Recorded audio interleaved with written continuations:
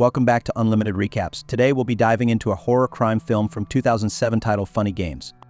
At the beginning of the film, we are introduced to a family consisting of George, his wife Anna, their young son Georgie, and their dog Lucky. They are heading to their vacation home by boat, a trip that seems routine and relaxing. As they drive, George plays a soft, calming tune, but Anna decides to change the music to something more upbeat and loud, adding an energetic contrast just as the movie's title appears on the screen. On the way, they see their neighbor Fred with two strangers. Anna calls out to ask how Fred is doing, but his response is peculiar and unsettling. He doesn't offer much clarity, only inviting them to his house later for some boat repairs. Strangely, Fred mentions he will come over in 20 minutes, leaving Anna puzzled by his odd behavior and the presence of the two men with him. When she shares her concerns with George, he dismisses her worries, advising her not to overthink the situation, setting the stage for the underlying tension that builds.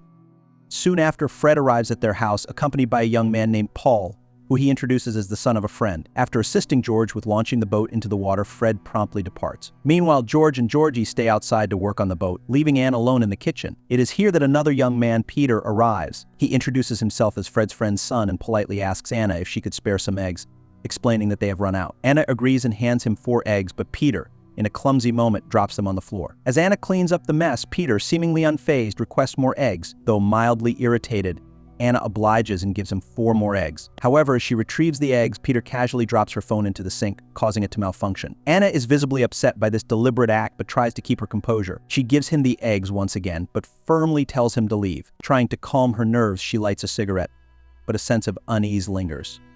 Suddenly, Anna hears Lucky barking aggressively outside, and concerned, she goes to investigate. She finds the dog barking at Peter and Paul, but she manages to quiet it down. Paul, with an air of calm manipulation, explains that the eggs Anna had given earlier were also dropped, supposedly because of the dog's barking, and he requests more eggs once again. At the same time, Paul spots a golf club in the house and becomes intrigued by it, deciding to take it outside to play around. The tension escalates as George and Georgie, still working on the boat, hear the dog barking frantically. Then, without warning, the barking turns into a loud whimper before falling into an eerie silence. The atmosphere shifts dramatically, signaling that something sinister is beginning to unfold. Upon hearing the escalating commotion, Anna rushes back into the house with Paul and Peter still refusing to leave. Sensing the tension, she tries to take control of the situation, attempting to force the intruders out. However, before she can fully act, George enters the room, noticing the strange atmosphere and sensing something is wrong. He immediately asks Anna what is going on, but before she can explain, Paul manipulates the situation, subtly turning the narrative to make Anna appear unreasonable and overreacting. Angry and confused, Anna pleads with George to get them out of their house. George, trying to remain calm but growing increasingly frustrated, demands that they leave, but Paul and Peter show no intention of obeying. When they continue to act dismissively, George's patience snaps, and in a moment of anger, he slaps Paul across the face. This only makes things worse. In retaliation, Paul grabs a golf club that he had been toying with earlier and viciously swings it at George's leg, striking him hard and leaving him badly injured. The crack of the impact echoes in the room, and George collapses in pain, helpless on the floor. Peter and Paul, maintaining their cold and composed demeanor, immediately warn Georgie to stay silent, and terrified, the boy obeys. The tension in the room escalates to an unbearable level as the family's terror becomes palpable. Despite their desperate pleas for Peter and Paul to leave them alone, the intruders remain unmoved, coldly ignoring their cries for mercy. Paul, showing a chilling lack of empathy, casually reveals that he has already killed their dog. The weight of this revelation hits Anna like a punch to the gut, and in a panic, she runs outside, frantically searching for Lucky. To her horror, she finds the dog's lifeless body in their car, a heartbreaking sight that drives home the level of cruelty these men are capable of. Paul, with a twisted smile, seems to revel in the moment, even breaking the fourth wall to give a knowing look to the audience, relishing in the torment he has created. He is not only terrorizing the family, but playing with the viewers as well, enjoying the spectacle. Later on, when the family's vacationing neighbors unexpectedly drop by for a visit, the situation grows even more perilous. Paul, ever calculating, quietly threatens Anna, making it clear that if she tries to alert the neighbors or pull any clever tricks, he will kill everyone without hesitation. The stakes couldn't be higher. Under duress, Anna is forced to lie, introducing Paul to the neighbors as a relative, playing along with the farce while her heart races in fear.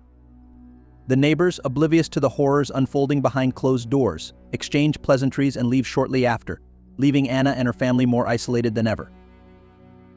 As night falls, the sadistic game intensifies. Paul and Peter force the family to sit down, ominously stating that they are going to play a game with them. Paul then casually bets that by 9 a.m. the next morning, the entire family will be dead, a chilling declaration that leaves everyone frozen with fear. In a perverse moment, Paul breaks the fourth wall again, asking the audience directly, whose side are we on, the family's or theirs? The question lingers, adding a layer of discomfort and complicity for those watching. Desperate to save his family, George offers them money, thinking it might be a way to buy their safety. But Paul's response is cold and definitive. He doesn't want money. This isn't about wealth or profit for him. He and Peter are doing this purely for the sadistic thrill of it. There is no reasoning with them, no bargaining that will work. The terror they are inflicting is purely for their own twisted pleasure. The cruelty only deepens as Paul and Peter begin to make disturbing comments about Anna's body. They force her to strip, mocking her and insisting that they want to see how thin she is. Anna, humiliated and enraged, refuses at first, her dignity hanging by a thread. As she raises her voice, pushing back against the dehumanizing demands, Georgie, overwhelmed with fear and confusion, cries out in distress. To further torment the family, Paul covers Georgie's face with a cloth, preventing him from seeing his mother in such a vulnerable state, but the psychological damage is already done. Eventually, Anna is left with no choice but to comply, undressing in front of them. They lecherously stare at her, objectifying her body before finally allowing her to put her clothes back on. The power dynamics are clear. Peter and Paul are in total control, and the family is utterly powerless, at their mercy.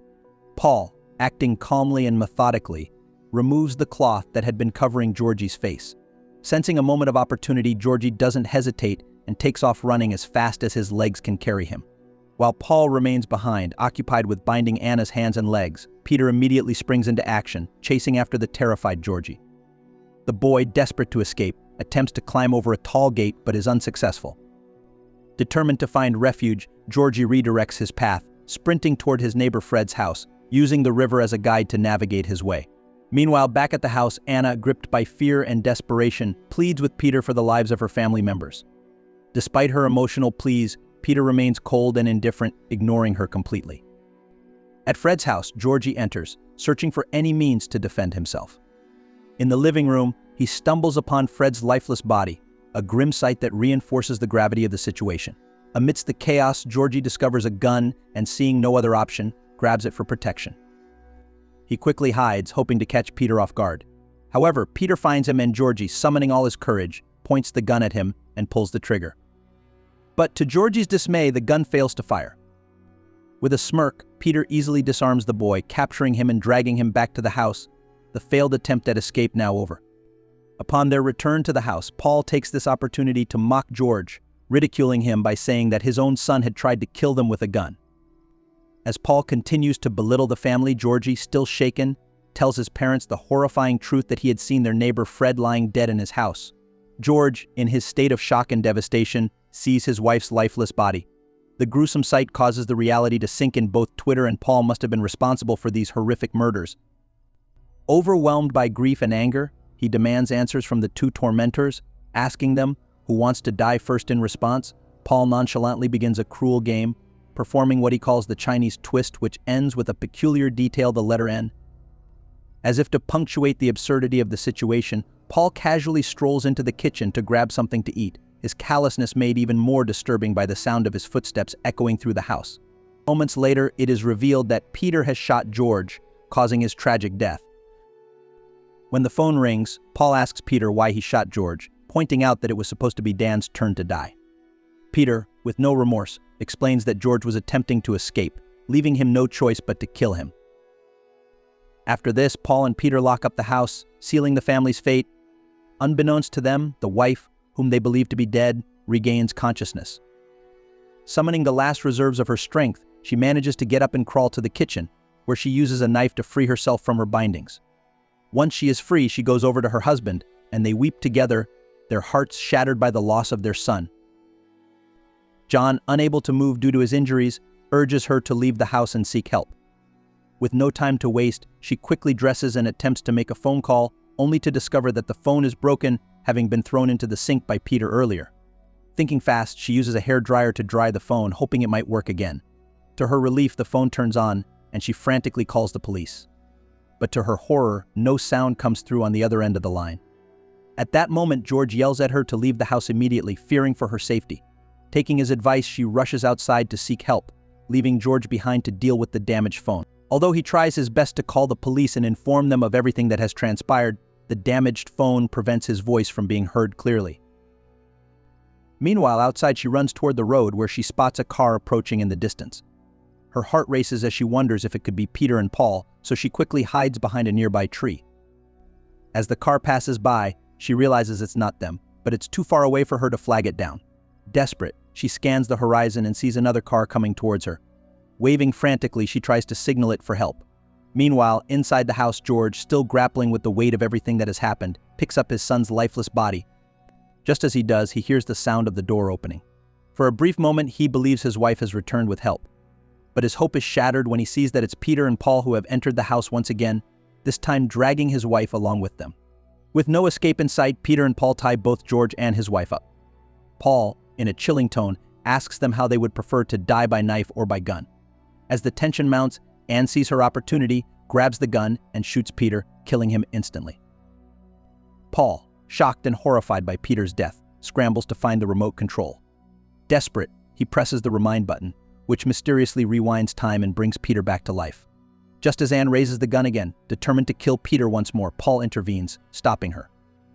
This time, Paul takes control of the gun and shoots George himself, killing him. As dawn breaks, Paul and Peter force Anne into a boat, tie her up, and set sail down the river. The early morning light casts an eerie glow on the scene as they make their way down the calm waters. When the clock strikes 9 a.m., Paul, with a chilling indifference, throws Anne overboard, watching as she sinks into the water, drowning her. Afterward, as if nothing had happened, Paul and Peter head to a neighbor's house, where they casually ask a woman for some eggs. Paul makes a cryptic remark, telling her to send them according to the usual. In a haunting twist, we realize that the woman is the same neighbor who had visited George's house earlier, unaware of the horrors that were to come. She goes inside to fetch the eggs, and Paul, with a sinister grin, turns and looks directly at the audience. The movie ends there. If so, please remember to subscribe, like, and share it in order to see more fantastic movie recaps. I appreciate you watching.